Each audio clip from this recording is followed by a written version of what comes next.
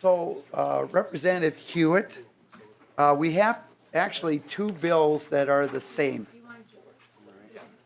Representative Huot and I think Representative Sandstede will be here. And what we're going to do is we're going to move House File 3320, which is the Huot bill, and go through normal everything, testimony and so forth. And then we'll come back and do just kind of a routine on House File 3362 because they're the identical bills, and we'll move that one too. So,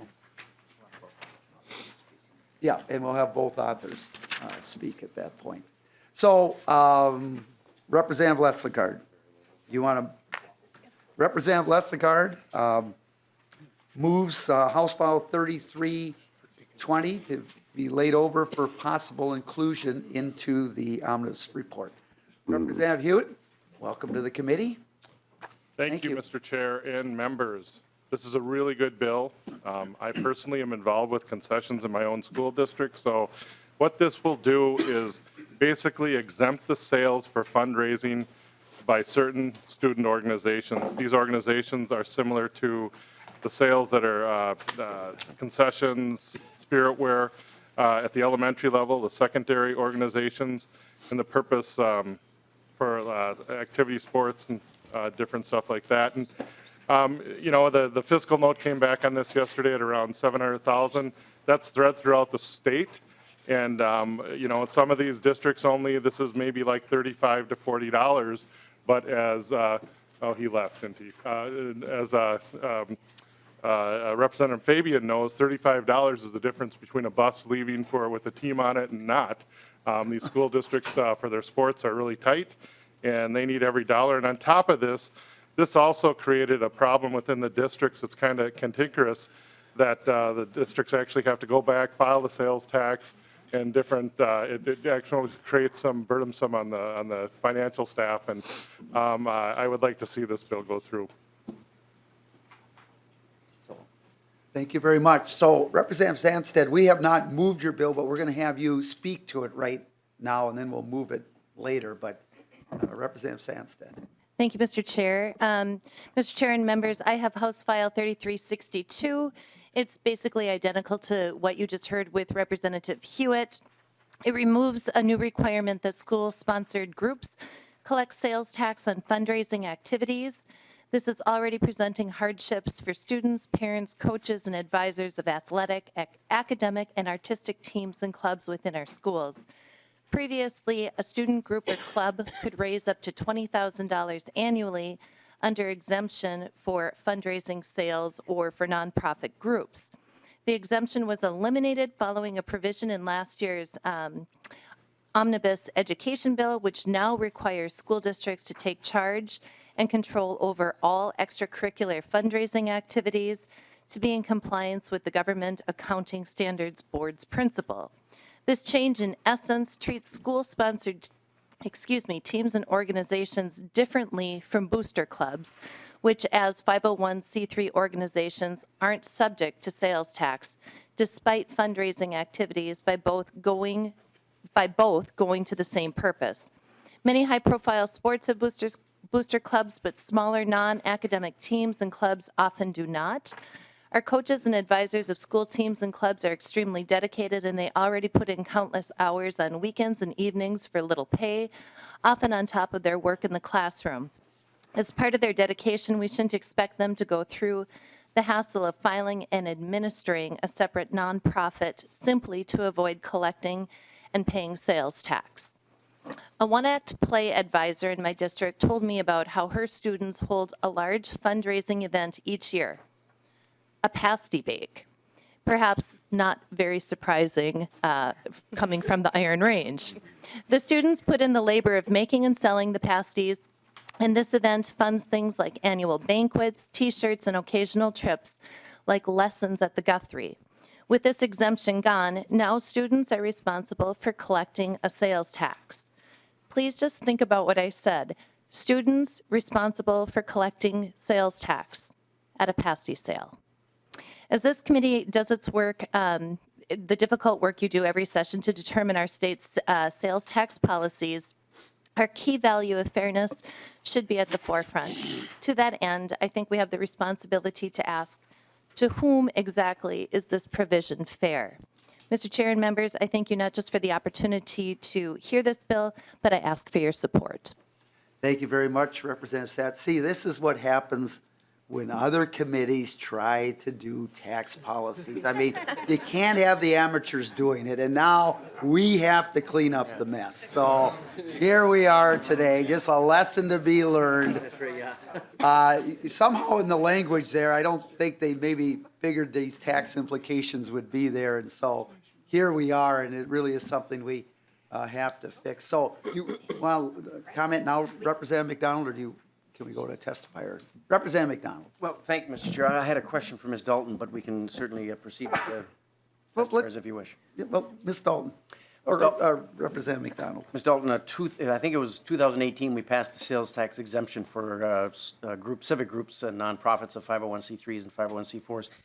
Wouldn't these folks fall into that category for their fundraising activities that they raise? Ms. Dalton. Mr. Chair, Representative McDonald, this was a really interesting concept. These student organizations aren't 501c3s. They don't file really separately. And so they were included in this nonprofit fundraising exemption, but the law as it existed or exists right now says, but schools don't qualify for it. So if funds have to go through the school, then those are taxable sales. So what happened is, over in the education department, they were just trying to clean up accounting issues. And so generally accepted accounting principles required that the school districts have any money that's being raised by student organizations go through the school books. They changed the law to require that to meet the generally accepted accounting practices, not having any idea that they were impacting the sales tax exemption. And so that's why we need to kind of fix it. And Representative McDonald, for full disclosure for the committee, I am on the Education Finance Committee. We have a testifier, And so, Mr. Chairman, Representative McDonald. so you're fixing your own mistake. We've got a testifier here. We've got to move on. So please, welcome, please identify yourself. Thank you. Thank you, Representative Sandstede and Huot, for bringing these bills forward. My name is Tracy Fierk. I'm the Executive Director for CMERDC in St. Cloud, and I want to thank committee members and chairman and Mr. Chair for having me today. CMERDC is a joint powers organization established in 1965 to provide software solutions, cooperative purchasing, and support to member districts in the surrounding central Minnesota schools. We've grown to provide software and support solutions to over 300 educational entities in over 19 states. I'm here today representing our member districts, MASBO, the Minnesota Association of School Business Officials, and MSBA, Minnesota School Board Association. We are here supporting the language modifications presented in House File 3320 and 3362. In January 2017, the GASB, Government Accounting Standards Boards, released GASB Statement Number 84 related to fiduciary activities. The objective of the statement, which wasn't a bad idea, was to provide guidance on how various types of activities not related to the core focus of educational entities should be handled. I was invited to join the subcommittee developed by the Minnesota Department of Education to assist in establishing rules and guidelines specific to Minnesota Public Schools. In the process of defining all the various types of things that happen in a school, it became very clear that we were going to need to make some significant changes to the way student activity accounting was handled in schools.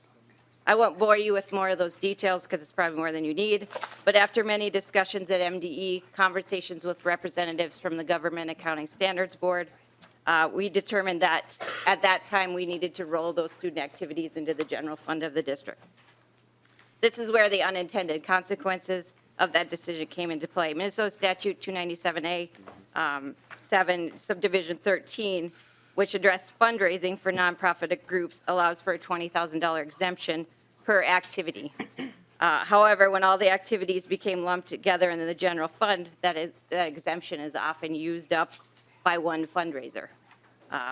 So the remaining fundraisers in the year, as Representative Sandstede said, need to either inflate prices to collect those sales taxes, or they do not collect sales tax and the general fund of the district is paying those sales taxes, or they sell items that are exempt from sales tax, such as, holiday candy, instead of doing, that we're selling more candy instead of that wrapping paper that might have been sold before. At the end of the day, we're just shifting tax dollars from one pot to another in the state, and at the end of the day, is that really necessary? The fiscal impact of the collected funds is really minor in the grand scheme of things, and the language proposed in House File 3320 and 3362 restores the $20,000 fundraising sales tax exemption per activity. So per club, they'd have a $20,000 exemption versus all lumped together. The groups I represent, MASBO, Minnesota Association of School Business Officials, and MSBA, Minnesota School Board Association, fully support this modification. I want to thank you for having me today. Thank you very much. Any questions? The testifier? If not, Representative Petersburg. Thank you, Mr. Chair. And I'm just a comment. And another option, of course, Mr. Chair, would be just to eliminate the school districts have to pay sales tax altogether. I stand for that. Oh. Yeah, that'd be great. Thank you. Representative McDonald. Thank you, Mr. Chair. See, I got a question. I got a text from our neighbor selling, the baseball team's going to sell salt, softener. And they do that for all the community. It's a lot, they raise a lot of money. Would they be subject under a sales tax for those groups that have to, just curious. Oh, I should keep my mouth shut. Ms. Dalton. Hypothetically speaking. Representative Hypothetically. Representative McDonald, is this a high school baseball or softball team? I'm sorry. Representative McDonald. Mr. Chair, in this hypothetical scenario, Yeah. yes. Ms. Dalton. Mr. Representative McDonald, yes, they would, under our current law, if we don't pass this. Without this change. Without this change. But chances are that's a That'd be- booster club. Hypothetically, they would be. Any other questions for Ms. Fierick? Or if not, I'm going to go to the audience. Is there anyone here that would like to testify on House File 3320? See none. We hadn't mentioned the revenue notes on these other ones, and, we should be actually mentioning that. So the first bill we heard was $180,000 this year. The second bill was $150,000. Third bill, $120,000. The fourth bill was $40,000, just so you get an idea of what those sales tax exemptions would be. This revenue note would be $660,000 in this year. So, any other questions for either one of the authors of these bills? And then we'll move House File 3320. Representative Huot, Representative Sandstede, any closing comments? Well, members, as an educator myself, I just think this is a really important piece to pass.